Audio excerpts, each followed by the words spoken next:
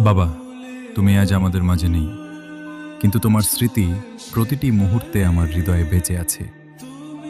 বাবা, তোমাকে হারানোর পর বুঝেছি পৃথিবীর সবচেয়ে বড় ছায়াটা হারিয়ে ফেলেছি। আজও মনে হয় দরজা খুললেই তুমি ডাকবে, মাথায় হাত রেখে বলবে, ভয় পাস না, আমি আছি। কিন্তু বাস্তবতা বড় কঠিন, তুমি আর ফিরবে না। তোমার ভালোবাসা, ত্যাগ, পরিশ্রম আর শেখানো প্রতিটি কথা আজও আমার জীবনের পথ দেখায়। তোমার জন্য মনটা প্রতিদিনই কাঁদে।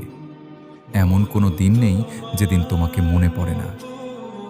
তোমার অনুপস্থিতি জীবনের সবচেয়ে বড় শূন্যতা।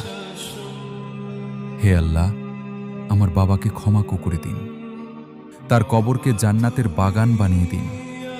কবরের আযাব থেকে তাকে হেফাজত করুন, তার হিসাব সহজ করে দিন এবং তাকে জান্নাতুল ফিরদাউসের সর্বোচ্চ মর্যাদা দান করুন।